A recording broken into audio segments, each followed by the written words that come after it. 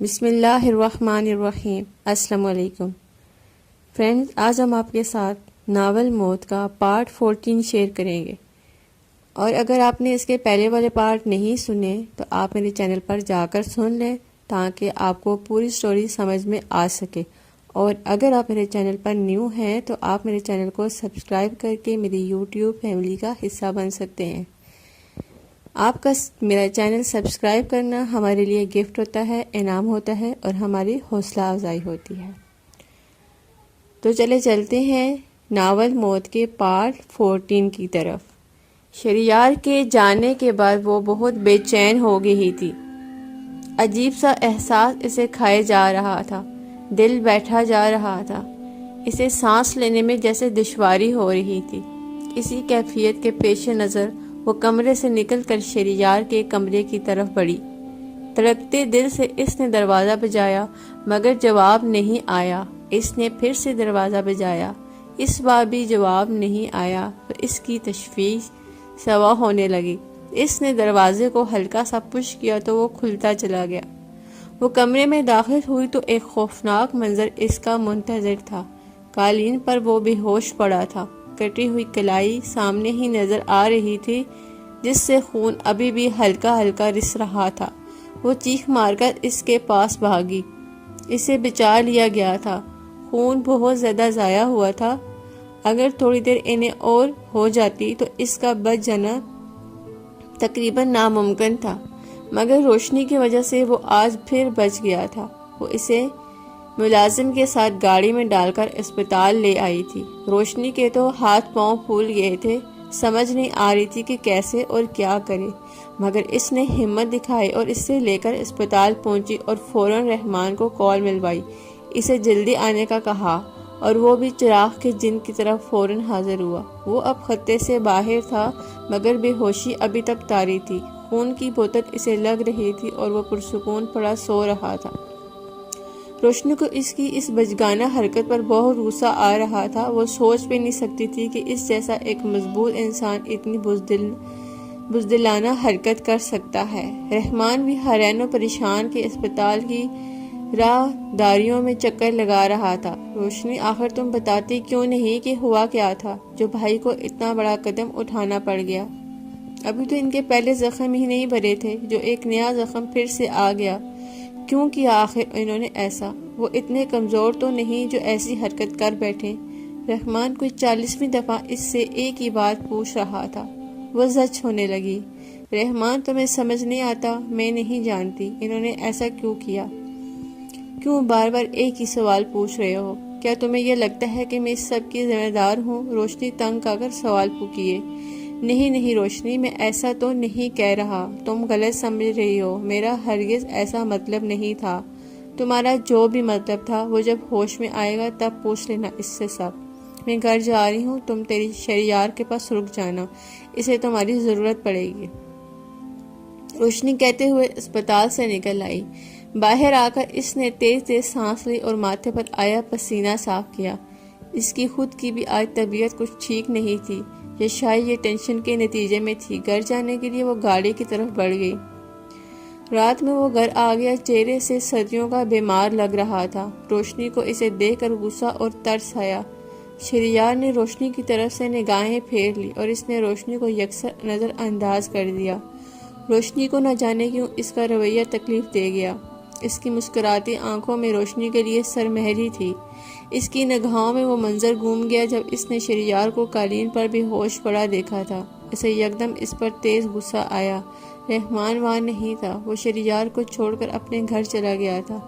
روشنی آہستگی سے چلتے ہوئے اس تک آئی، چند لمحے اسے دیکھتے ہوئے اسے ہاتھ گھما کر اس کے منہ پر کھینچ کر تماچا مارا۔ اس کا گال لال ہو گیا۔ اس نے گردن گھما کر حیرانی سے روشنی کو دیکھا۔ یہ کیا حرکت تھی؟ پاگل ہو تم؟ بچے ہو تم؟ او میرے اللہ، اگر تمہیں کچھ ہو جاتا تو میں کیا جواب دیتی سب کو؟ کیا کہتی سب مجھے تمہارا قاتل سمجھتے، مجھے قصوروار ٹھہراتے؟ کیسے سب کو بتاتی؟ شہریار، کیوں کیا تم نے ایسا؟ وہ آنکھوں میں آنسو بھر لائی۔ ایک قاتل عورت پر ایک اور قتل کا الزام لگ جاتا۔ تمہیں کیا لگتا ہے کہ تم یہ سب کرو گے تو میں تم سے شادی کے لیے راضی ہو جاؤں گی؟ ہاں، میں ڈر جاؤں گی؟ نہیں، تم کچھ بھی نہیں۔ کر لو شہریار، میرا فیصلہ نہیں بدلے گا، میں تم سے شادی کسی صورت نہیں کروں گی، چاہے تم مر ہی کیوں نہ جاؤ، میرا فیصلہ اٹل رہے گا، تم روشنی کو اس دنیا میں حاصل نہیں کر سکتے۔ وہ چیخ پڑی۔ شہریار اسے دیکھتے رہ گیا۔ تمہیں یہ کس نے کہا کہ میں نے یہ سب تمہیں شادی کی رضامندی کرنے کے لیے کیا ہے مس روشنی صاحبہ؟ شہریار خان زبردستی کا کاہل نہیں ہے، تم نے کہا تھا کہ میں نے تم پر ظلم کیا تھا، اور سچ بھی کہا تھا، میں نے واقعی ہی تم پر ظلم کیا تھا، اس ظلم کی خود کو سزا دینے کے لیے میں نے خود کو مارنا چاہا، میں ظالم ہوں، مجھے مر جانا چاہیے تھا، مگر تم نے کیوں مجھے بچایا؟ بتاؤ، اپنی عزت کے قاتل کو کیوں تم پھر سے زندگی کی طرف لائی؟ کیوں مرنے نہیں دیا مجھے؟ بولو، جواب دو، کیوں تم ہر بار مجھ پر آئی موت کا رخ بدل لیتی ہو؟ کیوں روکتی ہو تم میری موت کو مجھ تک آنے سے؟ کیا تم مجھ سے بدلہ لینے چاہتی ہو؟ جواباً وہ چیخا تھا، میں نے کبھی یہ نہیں کہا کہ مجھے تم سے بدلہ لینا ہے، مقصد تو تمہارا وہی ہوتا ہے نا؟ شہریار، میرا مقصد ایسا کچھ بھی نہیں ہوتا، تم سمجھتے کیوں نہیں؟ تمہارا بار بار مجھے شادی کے لیے فورس کرنا مجھے دکھ دیتا ہے، وہ سب پھر سے یاد آنے لگتا ہے، وہ سب بھول جانا چاہتی ہوں۔ اس کا لہجہ اچانک درد بھرا ہو گیا۔ اوکے، میں آئندہ تم سے ایسی کوئی بات نہیں کروں گا، اب اگر تمہیں میری ضرورت محسوس ہو تو تم خود آؤ گی میرے پاس، میں تم سے ایک لفظ بھی نہیں کہوں گا، یہ وعدہ ہے میرا، اس نے شکست خوردہ اٹل لہجے میں کہا۔ تمہارا بہت بہت شکریہ شہریار، میں کل یہاں سے جا رہی ہوں، تم ایک اچھے انسان ہو اور ایک نیک شریک حیات ڈیزرو کرتے ہو، میرا یہاں کچھ بھی نہیں ہے۔ اس کی بات پر شہریار پوری جان سے لرز گیا۔ کیا بکواس ہے، کیوں جاؤ گے تم یہاں سے؟ کیا میں نے وعدہ نہیں کیا کہ میں آئندہ تم سے تمہاری مرضی کے خلاف کوئی بات نہیں کروں گا؟ پھر یہ جانے کی ضد کیوں؟ وہ غصے سے چیخ پڑا، میں یہاں کس حق سے، کس رشتے سے رہوں؟ لوگوں کے سوال کرتی نگاہیں مجھے شرمندہ کرتی ہیں، مجھ سے جواب مانگتی ہیں، میرے پاس جواب نہیں ہے شہریار، مجھے جانے دو، تمہیں میری قسم، تمہیں رحمان کی قسم، مجھے مت روکنا۔ وہ ہاتھ جوڑ کر رو پڑی اور شہریار کا دل جیسے مٹھی میں آ گیا، اس کے لفظ ختم ہو گئے۔ روشنی، تم یہاں اتنی تکلیف میں ہو، میں نہیں جانتا تھا، ہم اس مشکل کا حل نکال سکتے ہیں، ضروری نہیں ہے کہ تم در بدر پھرو۔ اس کے لہجے میں تھکن تھی۔ وہ میرا نصیب ہے، تم اس کے بارے میں فکر مت ہو۔ شہریار اسے دیکھتا رہا، پھر اس نے ایک سر آ بھری۔ ٹھیک روشنی، تم جا سکتی ہو، میں تمہیں نہیں روکوں گا، میرے پاس تمہیں روکنے کا کوئی اختیار نہیں، کوئی حق نہیں ہے۔ اس کے بعد وہ وہاں رکا نہیں تھا اور اپنی ساری نکہت بھول کر وہ تیزی سے اس کی بات سنے بنا وہاں سے اٹھ کر اپنے کمرے کی طرف بڑھ گیا تھا۔ وہ کچھ پل وہاں کھڑی رہی، پھر کمرے میں آ گئی۔ بیڈ کے قریب پہنچ کر اسے ایک زوردار چکر آیا اور وہ لہرا کر بیڈ پر گر سی گئی۔ اس کا سر گھوم رہا تھا، چاروں طرف اسے گول دائرے نظر آ رہے تھے۔ وہ تھکے تھکے انداز میں بیڈ پر ڈھیر ہو گئی۔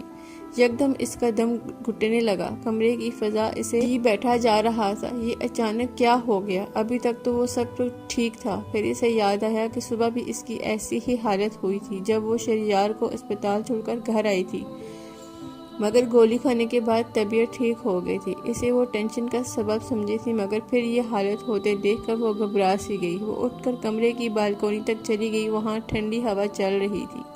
گھٹن کا احساس کم ہونے لگا، مگر چکر بدستور آ رہے تھے۔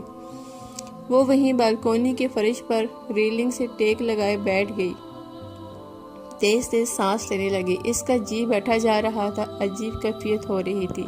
اس کے لیے یہ ایک نیا تجربہ تھا، کبھی بھی اسے زندگی میں ایسے چکر نہیں آئے تھے اور نہ ایسے جی گھبرایا تھا۔